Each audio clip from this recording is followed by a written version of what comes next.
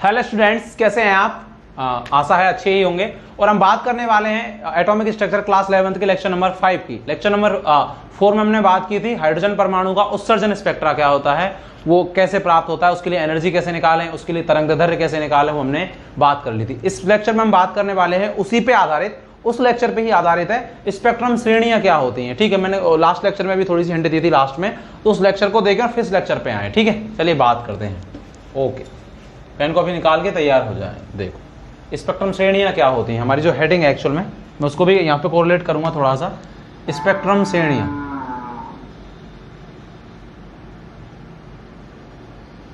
Spectrum श्रेणियां, spectrum series भी बोल देते हैं अंग्रेजी में, तो नो प्रॉब्लम।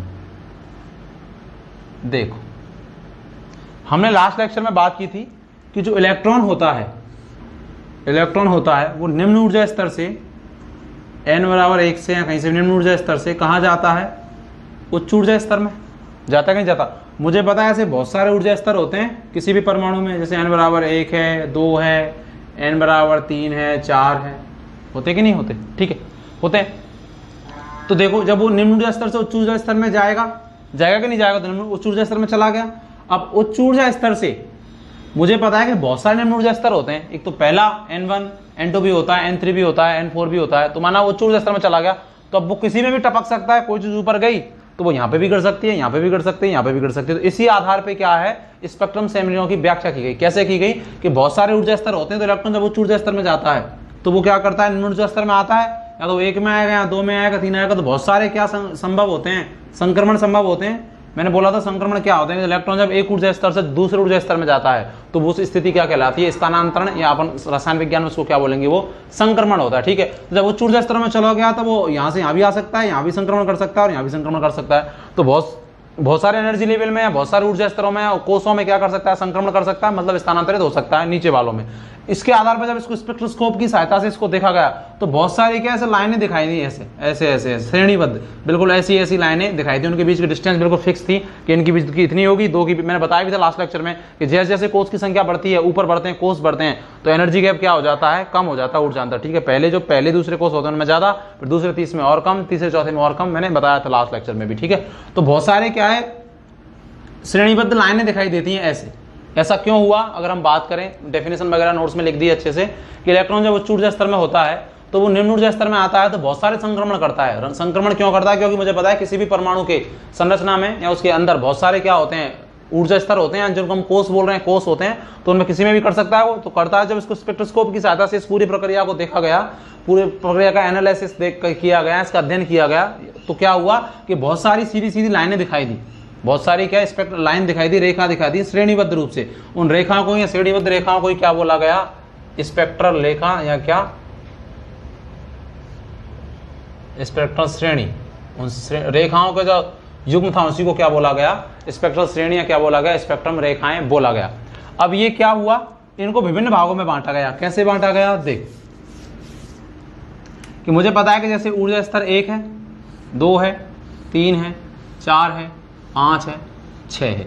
ये n बराबर क्या है, 1, जिसको हम क्या बोलते थे कि भैया ये परमाणु में इलेक्ट्रॉन की कौन सी अवस्था है, मूलावस्था। बताया था मैंने, इसको ग्राउंड स्टेट कहते हैं। जहाँ पहली जो कक्षा होती है उसको मूलावस्था या क्या कहते हैं, ग्राउंड स्टेट। ठीक है, अंग्रेजी में क्या बोलते हैं, ग्राउंड स्टेट। ये n बराबर क्या है, 2 है, ये n बराबर क्या है, 3 है, ये n बराबर क्या है, 4 है, ये n बराबर क्या है, 5 है, ये n बराबर 6 है। ऐसी 100 ऐसी चलता जाता है।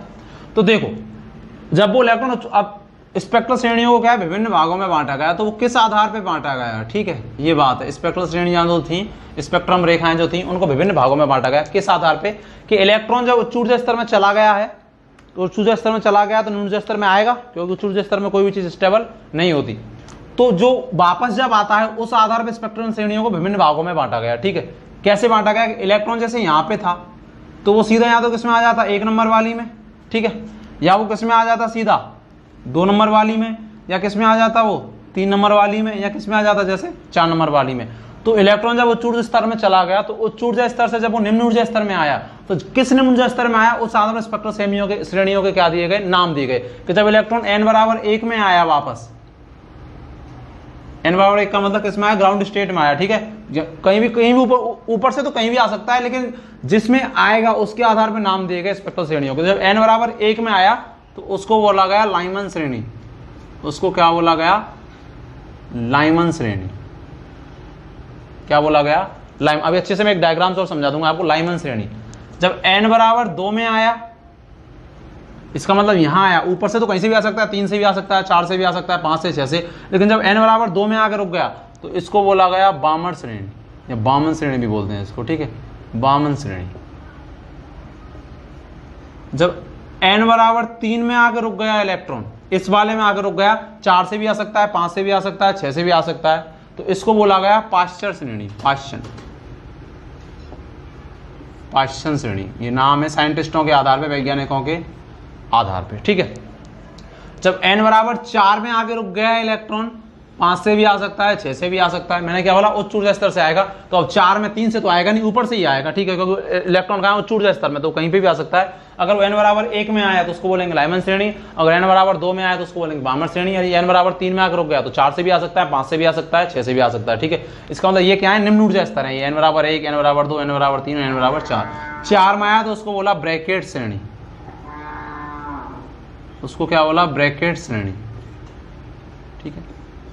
अगर n बराबर 5 में आकर रुक गया था, यहां तक ही है हमारे सिलेबस में, n बराबर 5 में आकर रुक गया तो 5 में कहां से आ सकता है, 6 से आ सकता है, ऊपर अगर और ऊर्जा स्तर है 7, 8 तो वहां से आ सकता है, ठीक है। तो n बराबर जब 5 में आकर रुक गया तो इसको बोला था फुंड श्रेणी, इसको क्या बोला, फुंड श्रेणी। फिर हम की अलग अलग बात करेंगे सबकी, इसकी भी बात करेंगे, इसकी भी बात करेंगे, इसकी भी और इसकी भी। आप चाहें तो इसको लिख सकते हैं, फिर मैं एक अच्छा सा डायग्राम बना के आपको समझाता हूं। मैंने क्या बोला कि इलेक्ट्रॉन उच्च ऊर्जा स्तरों में होते हैं, जब वो निम्न ऊर्जा स्तरों में आते हैं तो विभिन्न प्रकार के निम्न ऊर्जा स्तरों में आ सकते हैं। स्पेक्ट्रल श्रेणियों को, स्पेक्ट्रम श्रेणियों को किस आधार पर भागों में बांटा गया कि इलेक्ट्रॉन जब उच्च ऊर्जा स्तर में है तो वो निम्न ऊर्जा स्तरों में 1 नंबर में भी आ सकता है, 2 नंबर में भी आ सकता है, 3 में आ सकता है, उस आधार पर स्पेक्ट्रम श्रेणियों के क्या दिए गए, नाम दिए गए। यदि वो n बराबर 1 में आता है, प्रथम ऊर्जा स्तर में आता है, इसको मूलावस्था बोलते हैं, क्या बोलते हैं, ग्राउंड स्टेट बोलते हैं, तो उसको क्या बोला, लाइमन श्रेणी। यदि वो n बराबर 2 में आता है तो n बराबर 2 को हम दूसरा नाम और बता सकते हैं, क्या होगा, अगर आपने पिछले लेक्चर देखें तो इसको मैं क्या बोल सकता हूं, प्रथम उत्तेजित अवस्था। बोला था मैंने n बराबर 2 को क्या बोलते हैं, प्रथम उत्तेजित अवस्था, क्योंकि जैसे ये नाभिक था, ये इलेक्ट्रॉन की पहली कक्षा और दूसरी कक्षा, इलेक्ट्रॉन सामान्य अवस्था में निम्न ऊर्जा स्तर में ही रहता है, तो ये निम्न ऊर्जा स्तर से n बराबर 1 में ही होगा, सबसे निम्न ऊर्जा स्तर तो यही है, सबसे पास में जो कोष होता है उसको निम्न ऊर्जा स्तर बोल रहे हैं। यहाँ से कहाँ जाएगा, यहाँ, तो n के आगे, n बराबर 1 के आगे क्या होगा, n बराबर 2, तो पहली वाला इलेक्ट्रॉन उत्तेजित होकर कहाँ गया, n बराबर 1 से n बराबर 2 में, इसीलिए जहाँ n बराबर 2 होता है दूसरा कोष को क्या बोला जाता है, प्रथम उत्तेजित अवस्था या प्रथम उत्तेजित कोष बोला जाता है। तो 3 को द्वितीय उत्तेजित बोलेंगे कि इलेक्ट्रॉन भैया पहले 2 में जाएगा फिर 3 में, तो ये पहली बार तो उत्तेजित होकर इसी में गया ना n बराबर 2 में, इसीलिए इसको क्या बोलते हैं, प्रथम उत्तेजित अवस्था बोलते हैं, ठीक है। आप चाहें तो इस डायग्राम को बना लें, किस आधार में इनके नाम दिए गए वो लिख लें, फिर मैं एक अच्छा सा डायग्राम बना के आपको अलग से समझाता हूँ, ठीक है। देखो अब मैं बताता हूं आपको लोगों के लिए, ये डायग्राम मैंने बनाया है, स्पेक्ट्रम श्रेणियों के जो आरेख है उसको कैसे हम इसको विवरण करें, उसका कैसे बताएं, कैसे ऊर्जा स्तरों में इसको कैसे हम उसको रिप्रेजेंट कैसे करें, तो वो मैंने आप लोगों के लिए बना दिया है। देखो ठीक है, सबसे पहले मैंने ऊर्जा स्तर बनाए 8 ऊर्जा स्तर। मुझे पता परमाणु में विभिन्न प्रकार के ऊर्जा स्तर होते हैं, जैसे n बराबर 1 2 3 4 5 6 7 8 सो ऑन, बहुत सारे हो सकते हैं। यदि इलेक्ट्रॉन उच्च ऊर्जा स्तर में, माना इस 8वें में है, यहाँ पर इलेक्ट्रॉन है इस 8वें ऊर्जा स्तर में, ठीक है, 8वें में इलेक्ट्रॉन है, उच्च ऊर्जा स्तर से उच्च ऊर्जा कोष से कहाँ आएगा, निम्न ऊर्जा कोष में। मैंने बोला यदि पहले कोष में आता है सीधा तो वो यहां से भी आ सकता है, 8वें से भी आ सकता है, 60वें से भी आ सकता है, कहीं से भी आ सकता है, ठीक है, कहीं से भी आ सकता है इलेक्ट्रॉन। तो पहले में अगर आएगा तो उसको हम क्या बोलेंगे, लाइमन श्रेणी। अगर वो दूसरे में आता है तो दूसरे में तीसरे से भी आ सकता है, चौथे से भी आ सकता है, 5 से भी, 6 से भी, 7 से भी और 8 से भी, उसको बोलेंगे बामर। अगर वो तीसरे कोष में आगे रुकता है ऊपर से कहीं से भी, चौथे 5 से, तो उसको बोलेंगे पाश्चर। और यदि वो चौथे में आगे रुकता है तो उसको बोलेंगे ब्रैकेट, और अगर 5वें में आगे रुकेगा तो उसको बोलेंगे फुंड। मैंने आपको लिखा दिया, आपकी कॉपी में होगा। देखो पहले वाले को देखो, इसको सबसे पहले first of all you can see it. देखो यहाँ इलेक्ट्रॉन कहां से आ रहा है, दूसरे कोष से पहले में आ रहा है, तीसरे कोष से भी कहां आ रहा है, पहले में आ रहा है, चौथे कोष से भी कहां आ रहा है, पहले कोष में, 5वें कोष से भी कहां आ रहा है, इसमें भी 5वें से आ रहा है, और 6ठे में भी कहां आ रहा है, सीधा पहले में आ रहा है, 7वें से सीधा कहां आ रहा है, पहले में आ रहा है, 8वें से पहले, सबसे 8वें से कहां आ रहा है, पहले में आ रहा है। तो इसका मतलब ये कौन सी श्रेणी है, कौन सी श्रेणी का प्रदर्शन है? अगर मैंने बोला कि निम्न ऊर्जा स्तर पहले कोष में अगर आता है, जिसको हमने मूल अवस्था या ग्राउंड स्टेट बोली थी किसी भी परमाणु की, यदि उसमें दूसरे से आता है, चाहे तीसरे से आए, चाहे चौथे से आए, चाहे पांचवें से आए, छठे, सात, आठ, कहीं से भी आए, तो वो कौन सी श्रेणी का प्रदर्शन होगा? लाइमन श्रेणी का। कौन सी का? लाइमन श्रेणी की रेखा है, लाइमन श्रेणी। ये बात तो हो गई इसकी। मैंने बोला यदि दूसरे में आता है तो दूसरे में तीसरे से आ सकता है, चौथे से आ सकता है, पांचवें से आ सकता है, छठे से आ सकता है, सातवें से आ सकता है इलेक्ट्रॉन, और आठवें से आ सकता है। तो अगर निम्न ऊर्जा स्तर n बराबर 2 हो और इलेक्ट्रॉन ऊपर से आ रहा हो तो उस श्रेणी को क्या बोलेंगे हम लोग? उसको बोलेंगे हम लोग बामन श्रेणी।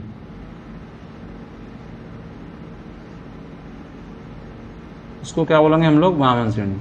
इसका इसमें सबसे कम जो निम्न ऊर्जा स्तर होगा वो होगा n बराबर 2, कि 2 में आकर रुकेगा, चाहे वो 3 से आए, 4 से आए, 5 से आए, 6 से, 7 से, किसी से भी आए। यदि n बराबर वो 3 में आकर रुकता है, 3 का मतलब तीसरा ऊर्जा स्तर, तीसरे ऊर्जा स्तर को क्या बोल सकते हैं? तीसरे ऊर्जा को उसको क्या हो सकते हैं? द्वितीय उत्तेजित अवस्था। मैंने बोला प्रथम उत्तेजित अवस्था क्या होती है? n बराबर 2 के इलेक्ट्रॉन पहले से कहां जाएगा? दूसरे में। तो प्रथम जो उत्तेजित अवस्था होती है उसको क्या बोलते हैं?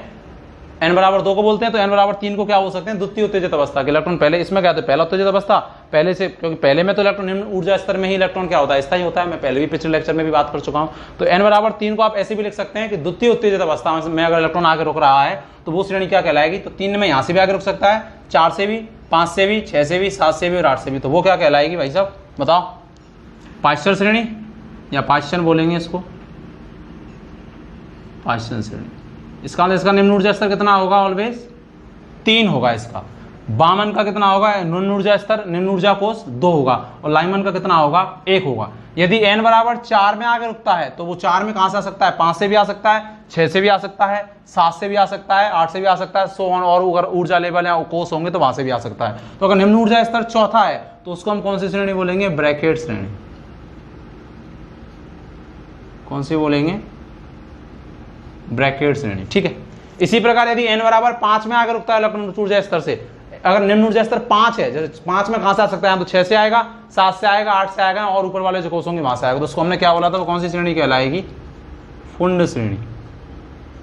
एक और होती है हम्प्री, उसके लिए n का मान हो जाता है 6। अगर यहाँ आके इलेक्ट्रॉन रुकता है 6 में तो उसको हम्पी बोलते हैं। हमारे सिलेबस की नहीं है, हम्पी बोला जाता है उसको, हम्प्री या हम्पी। यदि उन 6 में आकर रुकता है तो देखो हमारे में 5 ही है तो हम इन्हीं की बात कर रहे हैं। हम्प्री होती है अगर n बराबर 6 में आकर रुकता है। तो देखो लाइमन किसको बोला? यदि इलेक्ट्रॉन उच्च ऊर्जा स्तरों में सीधा कहां आ रहा है? सीधा नीचे ही नीचे वाले कोष में आ रहा है, n बराबर 1 में, जिसको हमने ग्राउंड स्टेट भी बोला था परमाणु की, तो उसको हम क्या बोलेंगे? लाइमन श्रेणी। यदि n बराबर 2 में आकर रुक रहा है दूसरे कोष में, जिसको हम क्या बोल सकते हैं? प्रथम उत्तेजित अवस्था। में बार बार बोल चुका हूं, बार बार बोल रहा हूं, उसको क्या बोलेंगे? बामन श्रेणी। यदि n बराबर 3 में 4 से भी आ सकता है, 5 से भी आ सकता है, 6 से भी आ सकता है, 7 से, उसको बोलेंगे पाश्चर श्रेणी। यदि n बराबर 4 में आकर रुक जाता है तो 5 से भी आ सकता है, 6 से भी आ सकता है, 7 से, 8 से, तो उसको बोलेंगे ब्रैकेट। यदि n बराबर 5 में आकर रुकता है 5वें कोष में तो इसको क्या बोलेंगे? फुंड श्रेणी। देखो मैंने कल भी बात की थी कि जो शुरू में जो मैंने ऊर्जा स्तर बनाए इनके जो बीच का गैप है वो एनर्जी गैप कहलाएगा, ये वाला। तो देखो पहले तो एनर्जी गैप ज्यादा है, फिर कम है, कम है, कम है, बाद में जाके क्या हो गया? कम हो गया। कल हमने इसको प्रूव भी किया था, एक क्वेश्चन कराया था मैंने आप लोगों के लिए कि जैसे जैसे लैम्बडा का मान बढ़ेगा एनर्जी गैप क्या हो जाएगा? कम हो जाएगा। ठीक है, क्योंकि एनर्जी गैप और लैम्बडा एक दूसरे क्या होते हैं? इनवर्स। तो जैसे जैसे हमने हाइड्रोजन परमाणु के लिए पढ़ रहे हैं स्पेक्ट्रा, तो निकाली भी थी वैल्यू कि जैसे यहाँ तो -13.6 इलेक्ट्रॉन वोल्ट थी, यहाँ -3.4, तो पहले अंतर ज्यादा, फिर और कम, फिर और कम, फिर और कम, कम कम कम होता गया कि नहीं होता गया? होता चला गया। ठीक है, इसलिए तो शुरू के तो कैसे बनाने हैं ये आपको कोई बोलेगा नहीं। आपको अगर रिप्रेजेंट करना है, कहीं बताना है किसी को, एग्जाम में लिखना है, तो पहले तो ऊर्जा अंतर ज्यादा, फिर और कम, फिर और कम, और कम, और कम, और कम करते चला जाना है। ठीक है, हमने कल भी इसके बारे में बात कर ली थी। तो लाइमन श्रेणी की जो रेखाएं होती हैं, जो विकिरणें होती हैं, वो कहां से प्राप्त होती हैं? वो होती हैं परावैगनी क्षेत्र से। कहां से प्राप्त होती हैं? परावैगनी क्षेत्र से।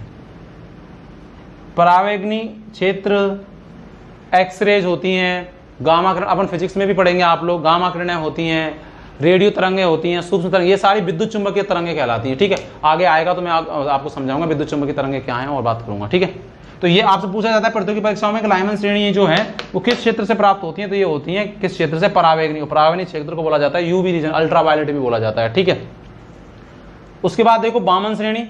बामन श्रेणी और पाश्चर और ब्रैकेट और फुंड, आप इसको बना लें, फिर मैं और बताता हूं आप लोगों के लिए। बनाओ इसको। ठीक है, वीडियो को रोक के भी बना सकते हैं। जो बामन श्रेणी है वो प्राप्त होती है दृश्य क्षेत्र से। दृश्य क्षेत्र से। ठीक है, पूछा जाता है प्रतियोगिता परीक्षाओं में कि जो बामन श्रेणी है वो किस क्षेत्र से प्राप्त होती है, किस रीजन से, ठीक है, तो वो होती है दृश्य क्षेत्र। दृश्य क्षेत्र को अंग्रेजी में बोला जाता है विजिबल रीजन, इसको बोला जाता है, ठीक है। ये एग्जाम के प्रतियोगी परीक्षाओं के हिसाब से, नीट के हिसाब से, IIT JEE के हिसाब से इंपॉर्टेंट है, ठीक है। और जो पाश्चर ब्रैकेट फंड ये सब किससे प्राप्त होती हैं, अवरक्त क्षेत्र से। अवरक्त क्षेत्र की किरणें होती हैं, विद्युत चुंबकीय विकिरण, मैं आगे बताऊंगा आप लोगों के लिए, आएगा, फिजिक्स में भी हम लोग पढ़ते हैं, थोड़ा 10वीं में भी आपने सुना होगा। अवरक्त को बोलते हैं अंग्रेजी में IR। ये भी किससे प्राप्त होती हैं, IR से। ये भी किससे प्राप्त होती हैं, IR से। सो ऑन, सारी की सारी IR से, ठीक है। सबसे पहले जो लाइमन श्रेणी वो कहाँ से प्राप्त होती हैं, दृश्य, इससे परावैज्ञानिक क्षेत्र से। बामन कहाँ से होती हैं, दृश्य क्षेत्र से। पाश्चर कहाँ से होती है, अवरक्त से। ब्रैकेट फंड और ये सारी किससे होती हैं, पाश्चर ब्रैकेट फंड ये IR क्षेत्र से, अवरक्त क्षेत्र से प्राप्त होती हैं, ठीक है। उस क्षेत्र का प्रकाश जब पड़ता है तो इस प्रकार की श्रेणियां प्राप्त होती हैं, ठीक है। चलिए देखो एक बार और ध्यान से, मैंने बार बार बोल रहा हूँ कि इसका जो निम्न ऊर्जा स्तर होगा वो कौन सा होगा, n बराबर 1, इसका कौन सा होगा n बराबर 2, इसका कौन सा होगा n बराबर 3, इसका कौन सा होगा n बराबर 4, इसका कौन सा होगा n बराबर 5 होगा। अब मैं ये बोलता आप लोगों के लिए कि लाइमन क्षेत्र में सबसे ज्यादा तरंग दैर्ध्य किसके लिए आएगी, जब इलेक्ट्रॉन लाइमन में, पहली बार तो इलेक्ट्रॉन कहां से आएगा, 2 से आएगा, 1 में, या तो 3 से आएगा, 4 से आएगा, 5 से आएगा, 6 से आएगा, 7 से आएगा। तो आप खुद सोच सकते हैं कि अगर मैं इनके लिए तरंग दैर्ध्य के मान निकालता, जो मैंने बोर ने मुझे फॉर्मूला दिया, मैंने पिछले लेक्चर में बताया भी था, वो फॉर्मूला कैसे आता है, बताया था ना, ये वाला फॉर्मूला दिख रहा है क्या आप लोगों को, दिख रहा है, 1/λ बराबर क्या लिखा था, R Z²। अगर हाइड्रोजन है तो केवल R और ऐसे लगा देते कि हाइड्रोजन का नियतांक है, रेडबर्ग नियतांक क्या, 1/N1² 1/N2²। तो इसके लिए इससे अपन लैम्बडा का मान निकाल सकते हैं, हमने कल फाइंड आउट भी किया था। तो देखो अभी हम निकालेंगे भी कि लाइमन श्रेणी में सबसे ज्यादा लैम्बडा का मान कहां से आएगा, जब इलेक्ट्रॉन कहां से कहां आएगा, तो देखो कहां से कहां आएगा, दूसरे से पहले में आएगा, क्योंकि जब दूसरे से पहले में आ रहा है तो एनर्जी गैप ये है। और मुझे पता है कि एनर्जी और लैम्बडा एक दूसरे के क्या होते हैं, इनवर्स होते हैं। जहां एनर्जी गैप ज्यादा होगा वहां लैम्बडा तरंग दैर्ध्य कैसी आएगी, लैम्बडा तरंग दैर्ध्य कैसी आएगी, कम आएगी। सबसे ज्यादा लैम्बडा कहां से आएगा, जब इलेक्ट्रॉन कहां से कहां आ रहा है, 2 नंबर से और 1 नंबर में आ रहा है, तो लैम्बडा कैसा आएगा, यहाँ पर मैक्सिमम आएगा अगर हम लाइमन श्रेणी की बात करें। और सबसे कम कहां आएगा, जब इलेक्ट्रॉन कहां से कहां आएगा, जैसे जैसे एनर्जी गैप बढ़ेगा वैसे वैसे लैम्बडा का मान कम हो जाएगा। लैम्बडा मैक्स का मतलब लैम्बडा अधिकतम तब आएगा जब इलेक्ट्रॉन दूसरे से पहले कोष में आएगा, N2 से कहां आएगा, N1 में आएगा, 2 से कहां आएगा, क्योंकि एनर्जी गैप कम है। और अगर एनर्जी गैप कम है तो लैम्बडा कैसी होगी, ज्यादा होगी। तो सबसे कम लैम्बडा लाइमन श्रेणी के लिए अगर हम बात करें, अभी हम निकाल के भी देखेंगे, अगर हम सबसे कम बात करें, सबसे कम किसके लिए आएगा, तो जब इलेक्ट्रॉन अनंत से कहां आए, एक n बराबर 1 में आएगा, क्योंकि n बराबर 1 में आएगा तभी वो कौन सी श्रेणी होगी, लाइमन श्रेणी होगी। अनंत से आएगा तो इसका एनर्जी गैप क्या हो गया, बहुत ज्यादा, निकाला भी था हमने। अनंत पर जब अनंत में और प्रथम कोष में क्या है, बहुत ज्यादा अंतर होता है, तो वहां लैम्बडा कैसा हो जाएगा, बहुत कम होगा। तो लाइमन श्रेणी के लिए सबसे ज्यादा लैम्बडा तरंग दैर्ध्य कहां आएगी, जब इलेक्ट्रॉन कहां से कहां आ रहा है, 2 नंबर और 1 नंबर में। और सबसे कम कहां आएगा, जब इलेक्ट्रॉन अनंत से आ रहा है, सबसे दूर से आ रहा है, 1 नंबर में। ऐसी में बोलता बामन श्रेणी के लिए सबसे ज्यादा लैम्बडा कहां आएगा, जब इलेक्ट्रॉन कहां से कहां आ रहा है, तो आप बोलेंगे सर जहां एनर्जी गैप कम है। तो देखो बामन में निम्न ऊर्जा स्तर तो हमेशा n बराबर 2 होगा कि नहीं होगा। तो इलेक्ट्रॉन यदि 3 नंबर से 2 नंबर में आता है तो लैम्बडा कैसा आएगा, अधिकतम आएगा। लेकिन यदि अनंत से कहां आता है, n बराबर 2 में आता है, तो लैम्बडा कैसा आएगा, मिनिमम आएगा, ठीक है। ये तो 8 है, और भी तो अनंत क्योंकि एनर्जी गैप कर जाएगा बहुत ज्यादा। इसी प्रकार मैं पाश्चर के लिए बोलता तो लैम्बडा मैक्सिमम कहां था, n बराबर 4 से इलेक्ट्रॉन कहां है, n बराबर 3 में। तो मुझे पता है पाश्चर के लिए जो निम्न ऊर्जा स्तर होगा उसका मान कितना होगा, n बराबर 3 ही होगा हमेशा। इसी प्रकार जो बामन श्रेणी उसके लिए n जो होगा, n बराबर 2 ही होगा निम्न ऊर्जा स्तर। और लाइमन श्रेणी के लिए n बराबर क्या होगा, सबसे नीचा वाला कोष n बराबर 1 होगा, ठीक है। 3 में कहीं 2 में कहीं से भी आ सकता है, बामन श्रेणी में 3 से 4 से 5 से 6 से 7 से, तो अपन निकाल सकते हैं उसकी लैम्बडा कि अगर मुझे n बराबर 1 पता है और n बराबर 2 पता है तो मेरे पास फॉर्मूला है, उससे मैं फाइंड आउट कर सकता हूँ, ठीक है। ऐसे ये देखो ब्रैकेट में n बराबर क्या रहेगा, सबसे निम्न ऊर्जा n1 तो हमेशा क्या रहेगा 4, n1 निम्न ऊर्जा स्तर होता है n1 और n2 होता है उच्च ऊर्जा स्तर, जो हमने फॉर्मूला लिखा है पिछले लेक्चर में हमने देखा भी, मैंने यहाँ बनाया भी था। तो 4 रहेगा और यहाँ फंड में n बराबर हमेशा क्या रहेगा, n1 बराबर क्या रहेगा, 5 रहेगा। निम्न ऊर्जा स्तर 5 ही रहेगा, क्योंकि 5 में ही आता, ठीक है। एक अम्पियर होती है जिसका n बराबर 6 होता है, n1 बराबर निम्न ऊर्जा स्तर 6। अगर 6 में 7 से आता है, 8 से आता है तो उसको हम्प्री बोलते हैं, उसकी जरूरत नहीं, हमारे में है नहीं, ठीक है। चलिए इसका मतलब देखो इसके लिए लैम्बडा मैक्सिमम कब आएगी, पाश्चर के जब इलेक्ट्रॉन कहां से कहां आ रहा है, चौथे से तीसरे में आ रहा है, तो तरंग दैर्ध्य यहाँ पे क्या आएगी, अधिकतम आएगी, तो मैंने मैक्स लिख दिया। अगर मैं ब्रैकेट के लिए बात करता, ब्रैकेट श्रेणी के लिए तरंग दैर्ध्य का मान कब ज्यादा आएगा, जब इलेक्ट्रॉन कहां से कहां है। ब्रैकेट का निम्न ऊर्जा स्तर ऑलवेज क्या रहेगा, 4, क्योंकि इलेक्ट्रॉन जब 4 में आता है उसी को क्या बोल रहे हैं, ब्रैकेट श्रेणी बोल रहे हैं। तो सबसे ज्यादा कब आएगा, जब वो कहां से कहां आए, 5 से और कहां आए, 4 में आए। इसी प्रकार फंड का निम्न ऊर्जा स्तर हमेशा क्या रहेगा, 5 रहेगा। तो इलेक्ट्रॉन कहां से जब 6 से 5 में आएगा तो लैम्बडा क्या आएगा, अधिकतम आएगा, क्योंकि अगर 7 से आएगा तो एनर्जी का बढ़ गया, और अगर ऊर्जा अंतर, और अगर 8 से आया तो और बढ़ गया, अनंत से आएगा तो बहुत ज्यादा बढ़ जाएगा। तो सबसे कम ठंड के लिए अगर मैं बात करूँ, सबसे कम कब आएगा, जब इलेक्ट्रॉन n बराबर 5 में कहां से आएगा, अधिकतम से आएगा। ठीक है, तो जब आप क्वेश्चन करते हैं तो क्वेश्चन आपको एग्जाम में जैसे आता है, जैसे नीट वगैरह में या जेई में आता है, IIT जेई में, तो वहां पे क्या 11th क्लास में तो बेसिक से आता है, लेकिन अपन जो पढ़ रहे हैं उसका उद्देश्य क्या है, आगे कोई तैयारी करना। मैं कंपटीशन बेस्ड और फाउंडेशन बेस्ड ही आपको क्या कर रहा हूं, मैं ज्ञान दे रहा हूं या मैं आपको पढ़ा रहा हूं। तो वहां क्वेश्चन आएगा कि इलेक्ट्रॉन यदि n बराबर 3 में आता है, 4 से, 5 से और 6 से, तो सबसे ज्यादा तरंग दर किसके लिए आएगी। तो n बराबर 3 का मतलब वो किसकी बात कर रहा है, पांचवें श्रेणी, क्योंकि n बराबर 3 का मतलब पांचवें श्रेणी। तो मैं 4 से आया, 5 से आया, 6 से आया, तो आपको निकालने की जरूरत नहीं है वहां पे कि अगर आपको वैल्यू दे तो पूछे किस में ज्यादा आएगा, तो आप बोलेंगे कि जिसमें ऊर्जा अंतर सबसे कम होगा तो n बराबर 3 के ऊपर n बराबर 4 होगा, फिर 5 होगा, फिर 6, तो जहां ऊर्जा अंतर ज्यादा होगा तरंग दैर्ध्य का मान कैसा आएगा, ज्यादा आएगा। मेरा कहने का उद्देश्य है, इसको बनाओ, फिर मैं आगे आप लोगों के लिए एक एक श्रेणी को पढ़ाता हूं कि इसके लिए तरंग दैर्ध्य कैसे निकालें, लैम्बडा अधिकतम कैसे निकालें। मुझे पता है कि लैम्बडा अधिकतम कब आएगी, जब n2 बराबर तो 2 होगा और n1 बराबर क्या होगा, 1। लाइमन श्रेणी के लिए n1 हमेशा 1 होगा, निम्न ऊर्जा स्तर या जो निम्न छोटा कोष है, नीचे वाला कोष है, हमेशा क्या होगा, 1 होगा।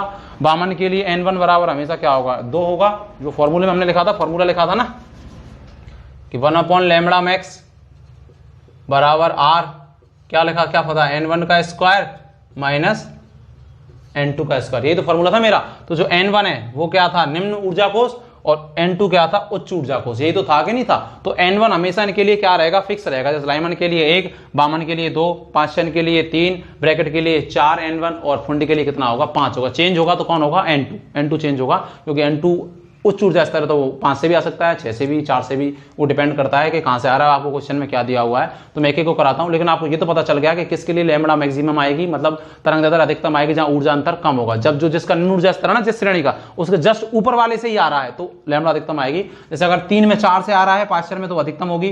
जैसे ब्रैकेट में निम्न ऊर्जा स्तर 4 होता है तो अगर 5 से आ रहा है तो ज्यादा होगी। इसी प्रकार अगर वामन में निम्न ऊर्जा स्तर 2 होता है तो अगर 3 से ही आ रहा है तो लैम्बडा कैसी होगी, अधिकतम होगी। ठीक है, और निम्नतम कब होगी, जब वो अनंत से आ रहा है उस ऊर्जा कोष में, जो जिसके बारे में हम बात करें। वामन में आएगा 2 में, लाइमन में आएगा 1 में, पाश्चर में आएगा 3 में, ब्रैकेट में 4 में और फंड में कहां आएगा, 5 में आएगा। इसको अच्छे से बना लो, फिर मैं क्वेश्चन कराता हूं और एक एक श्रेणी को पढ़ाता हूं कि इसके लिए कैसे निकाले लैम्बडा, इसके लिए तरंग दैर्ध्य का मान कैसे निकाले। चलिए देखते हैं, लिया देखो, ठीक है, अच्छे से बनाइए, नोट्स में भी आपको प्रोवाइड करा देंगे, पर आप नोट्स खुद बनाए, क्योंकि मैं सारी चीजें पढ़ा तो रहा हूं आप लोगों के लिए।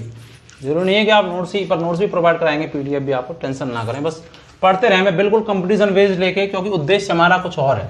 11th क्लास करने से या 12th क्लास करने से तो कुछ होगा नहीं।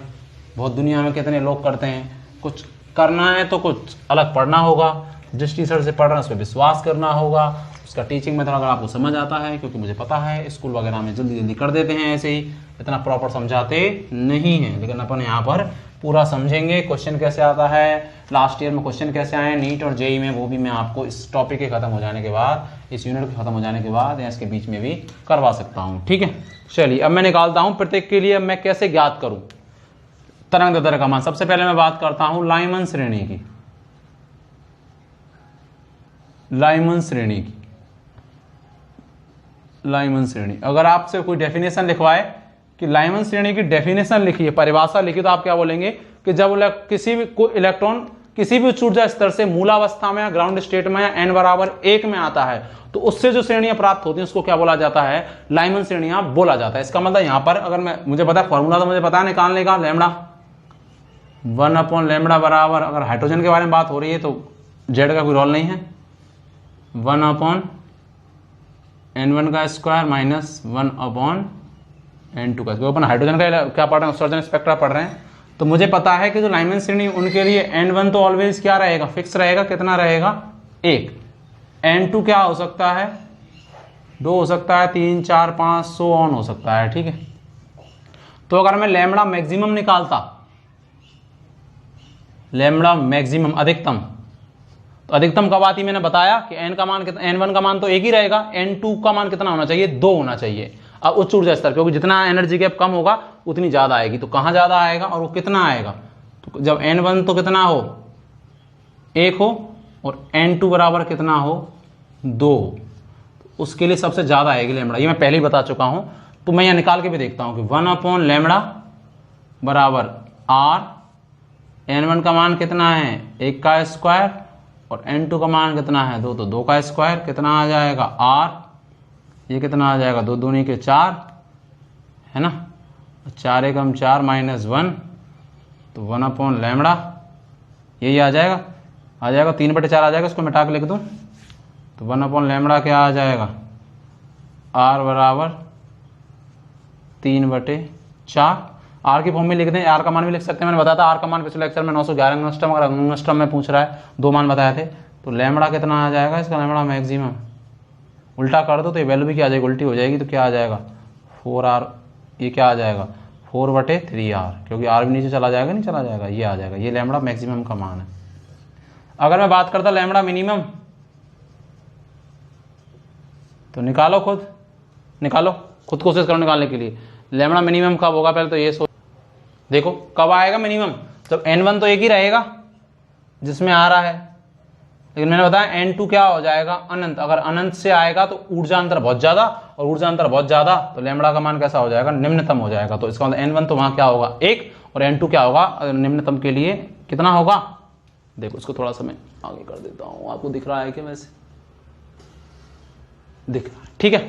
कितना आएगा n2 अनंत, तो रख के देख लो कितना आ जाएगा 1/λ, दिख रहा है आप लोगों को, दिख रहा है r 1/1 का स्क्वायर, यही फॉर्मूला। और n2 कितना है अनंत, 1/अनंत क्या होता है 0, तो 1/1 भी तो क्या हो जाएगा 1/λ है, ये तो सारी वैल्यू खत्म हो गई, 1/1 तो 1, 1/अनंत का मतलब 0, तो कितनी आ जाएगी लैम्बडा बराबर 1/r आ जाएगा, क्योंकि लैम्बडा को ऊपर ले जाएंगे तो r 1/, नीचे उल्टा हो जाएगा 1/r, ये मिनिमम आया। ऐसे ही निकालता हूं मैं, इसको लिखो, ऐसे निकालते हैं अपन वामन श्रेणी के लिए, वामन के लिए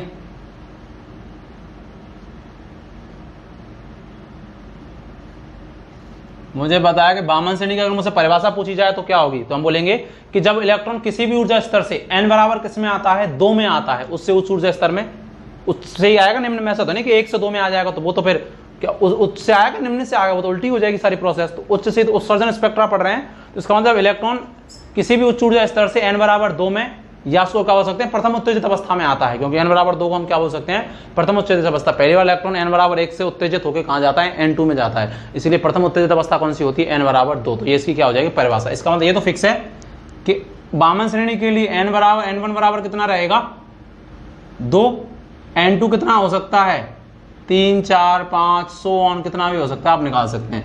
इसके लिए लैम्बडा निकालने के लिए वही फॉर्मूला 1/r, बार बार लिखो, इससे याद होता है, मेरे को तो याद है, आपको याद होना चाहिए, n1 का स्क्वायर माइनस 1/n2 का स्क्वायर।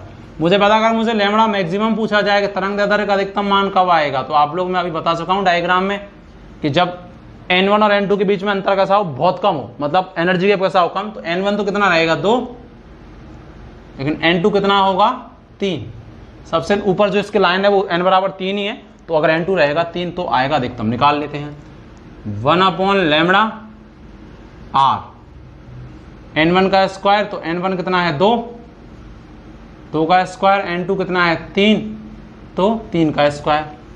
सॉल्व करेंगे तो कितना आ जाएगा, उसको मिटा सकता हूं, कितना आ जाएगा r 2 दूनी के 4 और क्या 3 तिया के 9, तो निकाल दो। अरे निकालो, अपने मन से कोशिश तो करो, निकालो, निकाला, देखो ये कितना आ जाएगा 9, 2 दूनी के 4 और ये कितना आ जाएगा 3 तिया के 9, तो यहाँ तो 4 और यहाँ कितना हो जाएगा 9, कितना आ जाएगा लेस है 36, 4 नाम के 36, 9 पंजे 45, ठीक है। इसको सॉल्व करेंगे तो कितना आ जाएगा 9 चौको 36, 4 आएगा यहाँ पे, सॉरी है ना, 4 नाम के 36, 9 चौको 36 तो 4। इसको सॉल्व करेंगे तो 9 में से 4 के 5, तो 5/36 लिख दूँ। ये किसके आया 1/λ के बराबर, तो लैम्बडा बराबर क्या आ जाएगा, उल्टा हो जाएगा, तो क्या आ जाएगा, तो उल्टा होगा तो r नीचे 36 ऊपर और 5 नीचे, तो क्या आ जाएगा 36/5r। ये लैम्बडा का अधिकतम मान आया है, क्योंकि मैंने n2 क्या लिया है बिल्कुल जिसमें एनर्जी गैप सबसे कम था, तो एनर्जी जिसकी सबसे कम थी उसका लैम्बडा सबसे ज्यादा। अगर मुझे लैम्बडा मिनिमम निकालना होता, मिनिमम कब आता, n1 बराबर तो कितना रहता 2, क्योंकि कौन सी श्रेणी के लिए निकाल रहे हैं वामन श्रेणी के लिए, लेकिन n2 बराबर कितना हो जाता अनंत, कि जब अनंत से आएगा भाई साहब तो ऊर्जा इतनी ज्यादा हो गई कि लैम्बडा का मान मिनिमम आएगा, निकाल भी सकते, जिसको हम बोल सकते हैं लास्ट बामन श्रेणी। अनंत से तो अब कहाँ आएगी श्रेणी, आएगी तो 3 में, लेकिन अनंत का मतलब लास्ट श्रेणी है, उसके लिए लैम्बडा मैक्सिमम सबसे कम आता है। और जो फर्स्ट बामन श्रेणी होती है, फर्स्ट कब होगी, जब 3 में से कहाँ आएगा, 2 में आएगा, क्योंकि निम्न ऊर्जा स्तर, निम्न ऊर्जा कोष कौन सा है 2, तो 3 से आएगा, तो उसके लिए कैसे आएगा अधिकतम, क्योंकि ऊर्जा गैप कैसा है, ऊर्जा अंतर कैसा है, कम है, तो लैम्बडा अधिकतम, उसको हम फर्स्ट बामन श्रेणी, तो हम बोल सकते हैं कि प्रथम बामन श्रेणी के लिए जो तरंग दैर्ध्य है वो ज्यादा, और अंतिम मतलब अनंत से जब आ रहा है, अनंत के बाद तो कहां से आएगा, आएगा तो 3 में, लेकिन अनंत ही कोई चीज हो गई तो उसके लिए लैम्बडा क्या आएगा, तरंग दैर्ध्य सबसे कम, क्योंकि ऊर्जा क्या है, बहुत ज्यादा ऊर्जा अंतर है। निकाल सकते हैं सेम 1 लैम्बडा आर 1 n1 का स्क्वायर, n1 कितना है 2, तो 2 स्क्वायर है तो कितना हो जाएगा 4, n2 कितना है अनंत, अनंत का स्क्वायर का मतलब 0, तो ये क्या हो जाएगा r/4 हो जाएगा, इसको मिटा दूं 1/4 r/4 हो जाएगा, r/4। तो मुझे अगर लैम्बडा निकालना होगा तो लैम्बडा निम्नतम ही आएगा, देख भी सकते हैं, और वैल्यू भी आ रही है, सबको निकाले देखेंगे तो 4 क्या आ जाएगी, r आ जाएगी, ठीक है। इसलिए किसके लिए आए, मैं बोलूँ कि सबसे अंतिम बामन जो श्रेणी होगी उसके लिए ये वैल्यू आएगी, अंतिम क्या होगी, क्योंकि अनंत से आ रहा है, अनंत का अलावा कहाँ से आएगा, और जो ये वैल्यू आई है ये लैम्बडा मैक्स, ये किसके लिए आई, फर्स्ट बामन श्रेणी के लिए, कि भैया फर्स्ट ही होगी, क्योंकि मुझे पता है निम्न ऊर्जा स्तर कौन सा होता है, n बराबर 2 होता है बामन श्रेणी के लिए, जो चित्र बनाया था अभी उसको देख सकते हैं, और पहली बार कहाँ से आता है, यहाँ से आता है, तो पहली बामन श्रेणी यही तो होगी, इसको फर्स्ट बोलेंगे, n बराबर 3 से आता है, इसी के लिए लैम्बडा क्या आता है अधिकतम, तो प्रथम जो बामन श्रेणी उसके लिए तो तरंग दैर्ध्य अधिकतम, जो अंतिम जो बामन श्रेणी है जहाँ इलेक्ट्रॉन अनंत से आ रहा है उसके लिए लैम्बडा सबसे निम्नतम आता है, ठीक है, क्योंकि ऊर्जा अंतर बहुत ज्यादा होता है, मैं बार बार बोल रहा हूँ, इसको लिखो, फिर मैं ब्रैकेट का और पाश्चर का भी अपन लोग करते हैं, देख लिया। देखो अब आप खुद भी निकाल सकते हैं बामन का और उसका, बामन का कह रहा हूँ, पाश्चर का और ब्रैकेट का निकाल सकते हैं क्या, निकाल सकते हैं, कोशिश करो। पाश्चर के लिए n1 तो कितना रहेगा 3, n2 क्या हो सकता है 4 5 6 7 8 अनंत तक कुछ भी हो सकता है, ठीक है। अधिकतम लैम्बडा कहाँ आएगा, जहाँ अंतर कम होगा, तो जब 4 में से 3 में आ रहा होगा तो लैम्बडा तरंग दैर्ध्य अधिकतम आएगी, और जब अनंत में से 3 में आ रहा होगा तो लैम्बडा कैसी आएगी, निम्नतम आएगी, ठीक है। चलिए निकाल लेते हैं, आप निकाल सकते हैं वैसे तो। देखो तीसरे नंबर की हमारी कौन सी श्रेणी थी, पाश्चर श्रेणी, इसको क्या बोलेंगे, पाश्चन श्रेणी, पाश्चन श्रेणी, ठीक है। n1 हमेशा इसमें क्या रहेगा फिक्स, कितना 3, n2 क्या हो सकता है 4 5 6 7 100 है, तो मैं बोलूंगा कि प्रथम पाश्चन श्रेणी जो है, पाश्चन प्रथम, पाश्चन फर्स्ट, वो कब होगी, पहली जब इलेक्ट्रॉन कहां से आ रहा होगा, 4 से कहां आ रहा होगा, 3 में आ रहा होगा, तो प्रथम पाश्चन श्रेणी होगी। इसके लिए मुझे पता है कि एनर्जी कैसी होगी, ऊर्जा निम्नतम, बिल्कुल एनर्जी गैप कम होता है जब 4 से, क्योंकि 4 ऊपर ही होता है 3 के, और अगर एनर्जी कम होगी तो आवृत्ति भी कैसी होगी, कम। मैं बता चुका आवृत्ति और एनर्जी समानुपाती होते हैं ऊर्जा, E बराबर h/ν फॉर्मूला होता है, प्लांक समीकरण इसको बोलते हैं। लेकिन इसके लिए तरंग दैर्ध्य कैसी होगी, अधिकतम होगी, अधिकतम को अंग्रेजी में लिखते हैं मैक्सिमम, ठीक है, क्योंकि एनर्जी गैप कैसा होगा कम, तो तरंग दैर्ध्य और ऊर्जा एक दूसरे के व्युत्क्रमानुपाती। मैं बोलता कि जो पाश्चर की लास्ट श्रेणी है, लास्ट वाली, उसमें इलेक्ट्रॉन कहां से आएगा, अनंत से कहां आएगा, n बराबर 3 में, क्योंकि जब निम्न ऊर्जा स्तर, पाश्चर श्रेणी की परिभाषा क्या देंगे कि इलेक्ट्रॉन किसी भी उच्च ऊर्जा स्तर में से जब तृतीय ऊर्जा स्तर में आता है, तृतीय कोष में आता है, तो उसको क्या बोलते हैं, पाश्चर श्रेणी। तृतीय कोष को बोल सकते हैं द्वितीय उत्तेजित अवस्था, क्योंकि प्रथम उत्तेजित अवस्था क्या थी, n बराबर 2, तो अगली उत्तेजित अवस्था क्या होगी, n बराबर 3, क्योंकि 2 से अगला 3 ही होगा, तो द्वितीय इलेक्ट्रॉन अगर 1 से 2 में जाएगा तो अगला किस में जाएगा, 3 में, तो n बराबर 3 का दूसरा नाम क्या हो सकता है, द्वितीय उत्तेजित अवस्था। इलेक्ट्रॉन अगर वहां से ऊपर से कहीं से भी आ रहा है तो वो क्या कहलाएगी, पाश्चर श्रेणियां उससे प्राप्त होंगी, ठीक है। तो जब निम्नतम पाश्चर लास्ट क्या होगी, जब इलेक्ट्रॉन कहां से आएगा, अनंत से आएगा, और अगर अनंत से आएगा तो ऊर्जा तो बहुत ज्यादा होगी, तो क्या लिखेंगे कि एनर्जी क्या है, मैक्सिमम, अधिकतम को, और आवृत्ति भी क्या होगी, मैक्सिमम, लेकिन लैम्बडा क्या होगी, मिनिमम होगी, तरंग दैर्ध्य सबसे कम होगी, क्योंकि ऊर्जा अंतर क्या हो गया, बहुत ज्यादा बढ़ गया। तो निकाल सकते हैं हम लोग लैम्बडा मैक्सिमम कितना आएगा, लैम्बडा अधिकतम, लैम्बडा अधिकतम के लिए n1 तो क्या होगा 3, लेकिन n2 क्या होगा 4, 1 लैम्बडा सूत्र मुझे पता है, वही r n1 का स्क्वायर यही होता है माइनस n2 का स्क्वायर, n1 कितना है 3, तो 3 का स्क्वायर, और n2 का स्क्वायर तो 4 का स्क्वायर, कितना आएगा r, ये कितना आएगा 1/9, ये कितना आ गया 1/16, r 1 लैम्बडा तो है ही है, इसका लैसा ले लो, कितना आएगा 144 आ जाएगा, इसमें कितनी बार भाग 144 आएगा ना लैसा, जिसमें दोनों का भाग जाता है वही लैसा लेते हैं, लघुत्तम समावर्ता पढ़ा होगा, इसमें कितना भाग जाएगा, 9 कम 9 और 6 9 6 54 16 बार, 16 को 1 से गुणा करेंगे तो 16, ऐसे पड़े होंगे 16 16 नमक 144, 9 को 1 से गुणा करेंगे तो 9। दिख रहा है क्या आप लोगों को, दिख रहा है कितना आएगा आर, ये कितना आएगा 7 आर बटे 144, और यहाँ क्या है 1 लैम्बडा। अगर लैम्बडा निकालना है तो इसको क्या कर दो उल्टा, तो लैम्बडा ऊपर जाएगा तो ये चीज उल्टी हो जाएगी, तो लैम्बडा मैक्सिमम कितना आ जाएगा 144 बटे 7 आर, ये वैल्यू आ गई लैम्बडा मैक्सिमम की। ठीक है, अगर मुझे निकालना होता लैम्बडा मिनिमम, लैम्बडा मिनिमम तरंगदैर्घ्य का न्यूनतम मान कब आता है, जब n1 तो दोनों में सेम रहेगा, चाहे मिनिमम हो चाहे अधिकतम हो, कितना रहेगा, अगर 5 से श्रेणी है तो 3, लेकिन n2 क्या होगा मिनिमम के लिए, किसी के भी मिनिमम के लिए n2 क्या होगा अधिकतम होगा, मतलब लैम्बडा वो होगा अनंत। तो क्या निकालेंगे 1 लैम्बडा बराबर r, कोष्टक में क्या होता है 1 n1 का स्क्वायर माइनस 1 n2 का स्क्वायर। n1 कितना है 3, तो n1 का स्क्वायर कितना हो जाएगा 9, 3 का स्क्वायर 1 लैम्बडा का स्क्वायर, लैम्बडा का स्क्वायर लैम्बडा कह रहा हूँ अनंत का, सॉरी लैम्बडा नहीं एक्साइटमेंट में बोल गया जल्दी, लैम्बडा नहीं अनंत, 1 अनंत क्या होता है 0, तो ये तो 0, तो ये क्या आ जाएगा 1 लैम्बडा 1 बटे लैम्बडा बराबर r बटे 9। इतनी मैथमेटिक्स गणित तो आती होगी, ये तो 0 हो गया। ठीक है, ये 9 कैसे आया 1 n1 का स्क्वायर, n1 3 था, n1 तो चाहे ये हो चाहे हो, क्योंकि n1 3 होगा तभी 5 से श्रेणी होगी। ठीक है, तो लैम्बडा क्या आ जाएगा 9 बटे r, क्या आ जाएगा 9 बटे r। ठीक है, इसको ये क्या आएगा लैम्बडा मिनिमम आएगा। ठीक है, तरंगदैर्घ्य का निम्नतम मान आएगा। इसको लिखो, फिर अपन बात करते हैं ब्रैकेट श्रेणी की, लिख लो इसको अच्छे से। देखो अब बात करते हैं ब्रैकेट श्रेणी, ब्रैकेट कौन निकाल लेते हैं, वैसे आप निकाल सकते थे, खुद भी चाहे तो निकाल सकते हैं, सिंपल ही है। ब्रैकेट के लिए निम्न ऊर्जा स्तर या निम्नतम कोष कौन सा होगा, n बराबर 4, क्योंकि हम ब्रैकेट श्रेणी की परिभाषा क्या लिखेंगे कि जब इलेक्ट्रॉन किसी भी उच्च ऊर्जा स्तर से n बराबर 4 में आता है तो उससे जो श्रेणियां प्राप्त होती हैं, स्पेक्ट्रल लाइन प्राप्त होती हैं, उनको क्या बोला जाता है, ब्रैकेट श्रेणी बोला जाता है। ठीक है, निकाल सकते हैं आप लोग, देखो ध्यान से 4th नंबर वाली ब्रैकेट श्रेणी, और फुंट का आप खुद निकालेंगे। ठीक है, उसका मैं नहीं बताऊंगा। फुंट श्रेणी, ब्रैकेट श्रेणी, डेफिनेशन आप लिख सकते हैं खुद ही, मैंने बोल दी है, अपने नोट्स अगर बना रहे हो। इसमें n1 बराबर कितना होगा 4, n2 क्या हो सकता है कुछ भी 5 6 7 etc so on, कुछ भी हो सकता है। अगर मैं बात करता ब्रैकेट फर्स्ट कि ब्रैकेट फर्स्ट की जो लाइन होगी, एक सेकंड, सॉरी मार्कर दूसरा लेता हूं, एक सेकंड।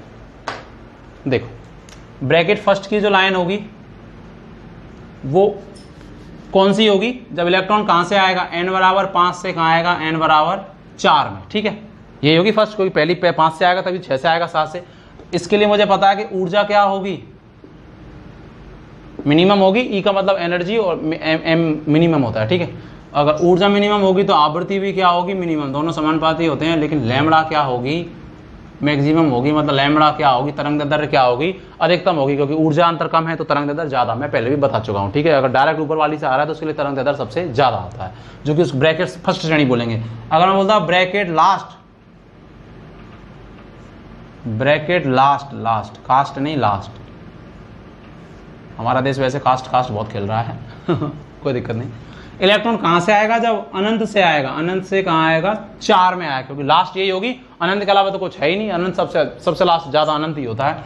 इसके लिए एनर्जी तो क्या आएगी अधिकतम, मतलब मैक्सिमम, आवृत्ति भी क्या आएगी मैक्सिमम, लेकिन तरंगदैर्घ्य क्या आएगी इसके लिए मिनिमम आएगी। ठीक है, तो मैक्सिमम निकाल के देख लेते हैं पहले। लैम्बडा मैक्सिमम जो आ रही है जब इलेक्ट्रॉन 5 से 4 में आ रहा है तो कितनी आ रही है, फॉर्मूला वही 1 लैम्बडा आर। हाइड्रोजन के लिए बात कर रहे हैं तो आर एच भी लगा सकते हैं, आप एग्जाम में अगर बैठेंगे प्रतियोगी परीक्षाओं में तो वहां आर एच लगा हो सकता है, हाइड्रोजन के लिए तो कंफ्यूज ना, वो आर ही है। ठीक है, 1/n1 का स्क्वायर माइनस 1/n2 का स्क्वायर। n1 कितना है अधिकतम के लिए, वो तो n1 तो सेम ही रहेगा, चाहे अधिकतम निकालो चाहे न्यूनतम, क्योंकि इसका निम्न जो ऊर्जा कोष होगा वो कौन सा होगा 4 होगा, तभी ब्रैकेट श्रेणी बोल रहे हैं। और n2 कितना होगा अधिकतम के लिए 5। ठीक है, तभी आएगा क्योंकि एनर्जी गैप कम होगा। तो देखो निकालो 1 लैम्बडा आर एच या आर 1/n1 का स्क्वायर, 4 का स्क्वायर कितना 16, n/4 है ना, यही फॉर्मूला होता है, ये वाला फॉर्मूले को बार बार लिखा करो, इससे क्या है चीज़ें याद होती हैं बार बार। फॉर्मूला ने निकाल, इसका कितना आएगा 5 का 25 हो जाएगा स्क्वायर। अगर आप इसका लैसा लेना चाहते हैं आर या आर एच, कितना आएगा ऐसा जिसमें दोनों का भाग चला जाए। ऐसी संख्या 400 है, 400 में इसका 25 बार चला जाता है, देख लो 16 दूनी 32 और 8 16 पंजे 80, 25 से कम 25 और 15 25 अंकी कितने बार जाएगा, 16 बार जाएगा। 25 का 400 में 16 गुणा करेंगे 1 से तो 16 आ जाएगी। लैसे आपने 10वीं में पढ़े होंगे, आई होप सो। 25 में से 16 गए तो 9, तो क्या आ जाएगा आर एच गुणा 9/400, यही आएगा ना, दिख रहा होगा, लिख लो 400, ये जरूरत नहीं दिखे ही, भले ही मत दिखने दो। तो लैम्बडा बराबर क्या आ जाएगा, उल्टा करेंगे तो ये भी उल्टा, तो 400/9r, 400/9r। ये लैम्बडा कैसी आ गई, अधिकतम आ गई, ठीक है भाई। तभी वैल्यू पूछ ले तो आप लोग निकाल सकते हैं। अगला देखो लैम्बडा निम्नतम कब आएगा। ये तो हमको पहले ही पता है कि लैम्बडा निम्नतम तब आएगा जब इलेक्ट्रॉन अनंत से कहाँ आ रहा है, n बराबर 3 में। 3 क्यों बोल रहे हैं, क्योंकि ब्रैकेट 3 नहीं 4 में, सॉरी n1 बराबर 4 में। 3 होता तो वो 5 श्रेणी हो जाती, ठीक है, n बराबर 3 में आता तो कहीं से भी आएगा। n1 तो सेम ही रहेगा ब्रैकेट श्रेणी के लिए, कितना रहेगा n1 बराबर 4। n2 कितना होगा मिनिमम के लिए, अनंत, क्यों अनंत से आएगा तो ऊर्जा बहुत ज़्यादा होगी। निकाल लो वो कितना आ रहा है, 1/λ r। n1 कितना है 4, तो 4 चौका 16, n1 का स्क्वायर माइनस 1 अनंत का स्क्वायर, ये तो 0 हो जाएगा। तो क्या आ जाएगा लैम्बडा बराबर, डायरेक्ट लिख दूं, उल्टा कर देंगे, ये तो गया काम से, ये तो 0 हो गया। 16 लैम्बडा निकालना है तो इसको ऊपर, तो ये भी ऊपर, तो 16 बटे क्या आ जाएगा r आ जाएगा, ठीक है। मैंने सबके निकलवा के दिखा दिए हैं, आप चाहें तो फुंट का भी निकाल सकते हैं, इतना ही है, आराम से निकल जाएगा। अगर आपको ये तरीका समझ में आ गया है तो आप आराम से निकाल सकते हैं, ठीक है। लेकिन इसको फिर मैं आगे बात करता हूँ, बोर मॉडल की कमियाँ क्या क्या हैं वो अपन बात करते हैं। मिटा दूँ, देखो अब देखते हैं बोर मॉडल की कमियाँ क्या क्या हैं। कभी कभार पढ़ते हो कि परीक्षाओं में लाइन के रूप में पूछ लेता है, ऐसे जो सब ऐसे आते हैं ना, हिंदी सी लिखी आती है उनको, उसके रूप में पूछ लेता, ऐसे ही पूछ लेता है कि बोर मॉडल किस परमाणु पर लागू होगा निम्न में से, ठीक है। तो मैं एक लाइन बताऊंगा, उससे आप आराम से उसको कर पाएंगे। अब देखेंगे लास्ट के क्वेश्चन, तो आपको कहीं ना कहीं वो क्वेश्चन मिल जाएगा।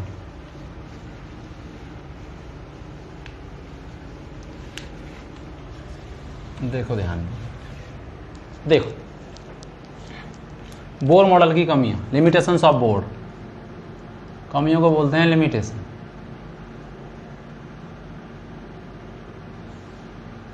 लिमिटेशंस ऑफ बोर, अंग्रेजी में लिखते हैं बोहर, BOHR, बोहर। सबसे पहली जो कमी है वो बहुत मोस्ट इंपोर्टेंट है, स्टैंडर्ड क्वेश्चन आता है, यह केवल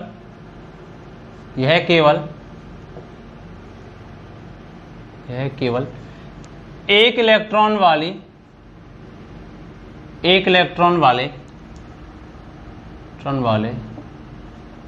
परमाणु या आयन के स्पेक्ट्रम की व्याख्या करता है, स्पेक्ट्रम की व्याख्या करता है। तभी तो इसने किसको लिया, हाइड्रोजन को, कि हाइड्रोजन में क्या होता है, एक इलेक्ट्रॉन। इसका मतलब ये हाइड्रोजन है, हाइड्रोजन लाइक एलिमेंटों की ही क्या करता है, व्याख्या करता है, क्योंकि हाइड्रोजन के पास कितना इलेक्ट्रॉन होता है, एक। ये औरों के बारे में नहीं बता पाया, तो ये क्या है, इसकी बहुत बड़ा ड्रॉबैक है, इसकी क्या है, कमी है। जैसे एग्जाम्पल बोलता हूं मैं हाइड्रोजन, या मैं बोलता He+, या मैं बोलता Li+2, या मैं बोलता Be+3, क्या सब पे ही बोर मॉडल लागू होगा, क्योंकि सब में कितना इलेक्ट्रॉन है, एक इलेक्ट्रॉन। He का परमाणु क्रमांक होता है 2, तो प्लस का मतलब होता है इलेक्ट्रॉन पे कैसा आवेश होता है, ऋणात्मक। तो अगर इसका मतलब उसमें से एक इलेक्ट्रॉन क्या हो गया, चला गया, तो इस पे कैसा आवेश आ गया, धनात्मक। तो 2 होते वैसे परमाणु क्रमांक। जब कोई परमाणु उदासीन होता है तो जितना उसका परमाणु क्रमांक होता है उतने ही उसमें इलेक्ट्रॉन होते हैं, लेकिन उस पर धनात्मक आवेश आ जाता है, एक धनात्मक आवेश आता है, इसका मतलब एक इलेक्ट्रॉन की कमी। 2 धनात्मक आता है, इसका मतलब 2 इलेक्ट्रॉनों की कमी। 3 धनात्मक का मतलब 3 इलेक्ट्रॉनों की कमी। तो मैंने बोला जब उदासीन होता है तो जितना परमाणु क्रमांक उतने ही इलेक्ट्रॉन। तो अगर हीलियम उदासीन होता है तो परमाणु क्रमांक 2, इलेक्ट्रॉन भी 2, लेकिन प्लस का मतलब 1 चला गया, तो इसमें भी कितना इलेक्ट्रॉन रह गया, 1 रह गया। Li का परमाणु क्रमांक 3 होता है, तो अगर उदासीन होता है तो उतने ही इलेक्ट्रॉन, लेकिन 2 प्लस का मतलब 2 इलेक्ट्रॉन चले गए, तो कितना इलेक्ट्रॉन रह गया, 1। बेरिलियम का परमाणु क्रमांक कितना होता है, 10वीं में पढ़ाई तो हम लोगों ने, मैं आगे भी याद कराने की ट्रिक वगैरह बताऊंगा। बेरिलियम का परमाणु क्रमांक होता है 4, तो अगर उदासीन होता है तो जितना परमाणु क्रमांक उतने ही इलेक्ट्रॉन, लेकिन अगर 3 धनात्मक, इसका मतलब कितने इलेक्ट्रॉन चले गए, 3, तो इसमें भी कितना इलेक्ट्रॉन रह गया, 1 हो गया। इसका मतलब इसमें भी 1 इलेक्ट्रॉन, इसमें भी 1 इलेक्ट्रॉन, इसमें भी इलेक्ट्रॉन, इसमें भी 1 इलेक्ट्रॉन, इसका मतलब सब पे ये क्या हो जाएगा, बोर मॉडल लागू हो जाएगा। इसीलिए कभी कभार प्रतियोगी परीक्षाओं में क्वेश्चन आता है कि निम्न में से किस पर बोर मॉडल लागू नहीं होता है। तो जिनमें एक इलेक्ट्रॉन से ज्यादा हैं, जो सिंगल इलेक्ट्रॉन स्पीसीज नहीं, एक ऑप्शन होगा, तो आप इसको देख के टिक कर सकते हैं। ठीक है, चलिए अब मैं बात करता हूं दूसरी। यह स्पेक्ट्रमी रेखाओं के सूक्ष्म विभाजन की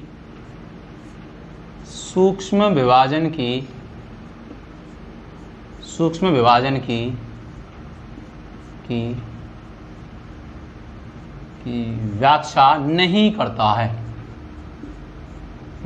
करता है। इसने केवल निश्चित श्रेणियां दे दी, वही लाइमर श्रेणी है, ये बामर श्रेणी है, ये ऐसे फुंड है, ये ब्रैकेट है। सूक्ष्म विभाजन का मतलब उनके बीच में भी कुछ स्पेक्ट्रमी रेखाएं होती हैं। अरे होती हैं, देखो कल हमने मान निकाले थे लैम्बडा के, निकाले तो आज भी हैं, लेकिन कल निकाले थे कि नहीं निकाले थे। जैसे मैंने निकाला था कि जब n बराबर 1 में आ रहा है ना, फिर जैसे यहाँ से आ रहा है, यहाँ तो यहाँ के लिए मान अलग आए थे जब 1 में आया था, और जब ऊपर से आया था तो और अलग आए थे। तो जैसे मैंने माना, कल हमने मान निकाले थे, एक तो आया था 1211 एंगस्ट्रम, उसके बाद आया था मेरा कुछ 1024। कल के लेक्चर में आप देखोगे तो एंगस्ट्रम आया था लैम्बडा का मान, तो इसका मतलब 1024, और इसके बीच में भी तो लैम्बडा के तरंगदैर्ध्य के मान होंगे। तरंगदैर्ध्य के मान होंगे तो कुछ लाइन भी रही होंगी, कुछ ना कुछ रेखाएं रही होंगी कि नहीं रही होंगी। जब किसी ने तो बताया फिक्स इतना मान आएगा, फिर इतना मान आएगा, फिर आया था 978 आया था शायद, आया कि नहीं आया था। तो बीच में भी मान होंगे लैम्बडा के, लैम्बडा के मान बीच में होंगे, तो वो कहाँ गए? इसका मतलब वो कहीं ना कहीं स्पेक्ट्रम में जो रेखाएं थी वो छुप गई, वो नहीं बताया पाया बोर, तो इसका मतलब वो मान भी नहीं आया। तो इसका मतलब इसने ये नहीं बताया कि भाई सूक्ष्म रेखाओं के बीच में भी जो लाइमन श्रेणी, उनमें भी और बहुत सारी श्रेणियां हैं, उसके बारे में इसने कोई बात नहीं की। ठीक है, इसलिए बोल रहे हैं सूक्ष्म विभाजन की व्याख्या ये नहीं कर पाया।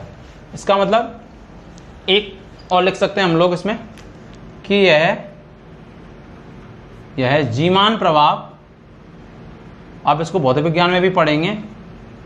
जीमान प्रभाव क्या होता है? जीमान प्रभाव व स्टार प्रभाव की व्याख्या नहीं करता है। जीमान प्रभाव की स्टार प्रभाव की व्याख्या नहीं करता है। देखो जीमान प्रभाव क्या होता है, स्टार प्रभाव क्या होता है। ठीक है, जीमान प्रभाव तो होता है कि जब जो स्पेक्ट्रमी रेखाएं यदि वो चुंबकीय क्षेत्र की उपस्थिति में स्पेक्ट्रमी रेखाओं का विभाजन होता है तो वो तो कहलाता है जीमान प्रभाव। जीमान प्रभाव क्या होता है कि चुंबकीय क्षेत्र की उपस्थिति में जो स्पेक्ट्रमी रेखा हमारी आई है उनका विभाजन क्या कहलाता है? जीमान प्रभाव। और विद्युत क्षेत्र की उपस्थिति में स्पेक्ट्रमी रेखाओं का विभाजन क्या कहलाता है? स्टार प्रभाव। आप नीचे लिख सकते हैं कि जीमान प्रभाव तो क्या होता है और स्टार प्रभाव क्या होता है। मैं बोल रहा हूँ चुंबकीय क्षेत्र की उपस्थिति में जो हमारी ये आई है स्पेक्ट्रमी रेखाएं, इनका विभाजन क्या कहलाता है? जीमान प्रभाव। और अगर विद्युत क्षेत्र की उपस्थिति में स्पेक्ट्रम रेखाओं का विभाजन क्या कहलाता है? स्टार प्रभाव। आप डेफिनेशन याद रख सकते हैं। ठीक है, इसको लिखो। फिर मैं एक चीज बताता हूं आप लोगों के लिए। देखो, यदि इलेक्ट्रॉन किसी भी ऊर्जा स्तर से डायरेक्ट फॉर्मूला बताता हूं, किसी भी ऊर्जा स्तर से यदि मूल ऊर्जा स्तर में आता है, मूल का मतलब n बराबर कितने में आता है? 1 में आता है, जिसको हम क्या बोलते हैं? ग्राउंड स्टेट, या क्या बोलते हैं? लाइमन श्रेणी भी बोलते हैं कि बराबर n बराबर 1 में आएगा। किसी भी कोष से या किसी भी ऊर्जा स्तर से n बराबर 1 में आता है तो कुल स्पेक्ट्रमी रेखाओं की संख्या निकालने का क्या फॉर्मूला होता है? अगर इलेक्ट्रॉन किसी भी कोष से मूल अवस्था में या n बराबर 1 में आता है तो कुल स्पेक्ट्रमी रेखाएं कितनी आएंगी, उसका निकालने का फॉर्मूला होता है n-1/2। क्या फॉर्मूला होता है? मैं ये बोल रहा हूं कि जब इलेक्ट्रॉन किसी भी उच्च ऊर्जा स्तर से n बराबर 1 में आता है तो इस पर कभी कभार क्वेश्चन आ जाता है सीधा सा ही। तो क्या बोल रहा हूं मैं कि अगर किसी भी ऊर्जा स्तर से n बराबर 1 में आ रहा है तो कुल स्पेक्ट्रमी रेखाएं निकालने का क्या फॉर्मूला होता है? n-1/2। यहाँ जो n है वो उच्च ऊर्जा स्तर है, उच्च उपकोष है, जहां से इलेक्ट्रॉन n बराबर 1 में आ रहा है। n यहां पर क्या है? उच्च कोष। उच्च कोष का नंबर कितना है? उच्च कोष की संख्या। लेकिन ये फॉर्मूला केवल कब काम आएगा? जब इलेक्ट्रॉन किस में आ रहा है? n बराबर 1 में आ रहा है किसी भी ऊर्जा स्तर से। तो n-1/2 तो कुल स्पेक्ट्रम में रेखाओं की संख्या, कभी कभार छोटे मोटे एग्जाम होते हैं उनमें ये कंपटीशन एग्जाम होते हैं केमिस्ट्री के, तो वहां पूछ लिया जाता है, ठीक है। एन यहाँ पर क्या है, उच्च कोष की संख्या जहां से इलेक्ट्रॉन n बराबर 1 में आ रहा है। मैं एग्जाम्पल कराता हूँ, इसको लिख लो, ठीक है। मैं आप लोगों के लिए बोलता एग्जाम्पल के रूप में कि भाई इलेक्ट्रॉन है वो n बराबर 5 से किस में आ रहा है, n बराबर 1 में आ रहा है, तो कुल स्पेक्ट्रमी रेखाओं की संख्या ज्ञात करें। कुल स्पेक्ट्रमी रेखाओं की संख्या, तो क्या फॉर्मूला बताया था मैंने, n-1/2। यहां पर जो n है वो क्या है, उच्च ऊर्जा स्तर या उच्च कोष की संख्या जहां से इलेक्ट्रॉन आ रहा है, तो n का मान यहां पर कितना आएगा, 5, क्योंकि कहां से आ रहा है, 5 से आ रहा है। तो 5 रखोगे, 5 - 1/2, तो क्या आएगा, 5 × 4, 5 में से 1/2, कितनी स्पेक्ट्रमी रेखाएं आ जाएंगी, 10 स्पेक्ट्रमी रेखाएं आ जाएंगी। इस तरीके से फॉर्मूला हम लोग निकाल सकते हैं, ठीक है। तो इस लेक्चर में हमने सारी स्पेक्ट्रमी रेखाओं की बात कर ली, उनके लैम्बडा अधिकतम, तरंगदैर्ध्य अधिकतम कब होंगे, निम्नतम कम होंगे, लाइमन श्रेणी के लिए निम्न सबसे निम्न कोष कौन सा होता है, बामर के लिए कौन सा होता है, लाइमन श्रेणी किस क्षेत्र से उत्पन्न होती है, यूवी से होती है, अल्ट्रावायलेट से होती है, परावैंगनी से होती है, एक ही बात है, अंग्रेजी में बोलते हैं। बामन किससे होती है, दृश्य क्षेत्र से होती है, उसको विजिबल बोलते हैं। प्रतियोगी परीक्षाओं के हिसाब से लाइन बहुत गोल्डन लाइन है, ये गोल्डन लाइन, यहाँ से क्वेश्चन आ ही जाता है। और जितने भी यहाँ पाश्चर है, ब्रैकेट है, फुंड है, वो सारे की सारी कहाँ से प्राप्त होती हैं, IR रीजन से, अवरक्त क्षेत्र से होती हैं। ये सारे की सारी विद्युत चुंबकीय विकिरण कहलाती हैं, जो हमने लिखा है, आगे हम बात करेंगे, आएगा तो मैं अच्छे से आपको बताऊंगा, ठीक है। अगले लेक्चर में हम इस जितना हमने बोर मॉडल पढ़ा है, इस पे वे जितने भी क्वेश्चन होंगे मैं उनको आपको कराऊंगा, अच्छे लास्ट ईयर IIT वगैरह, नीट वगैरह में आए होंगे, ठीक है। फिर हम और आगे बात करेंगे। जब तक के लिए पढ़ते रहिए, खुश रहिए, बाय बाय बच्चों, बाय।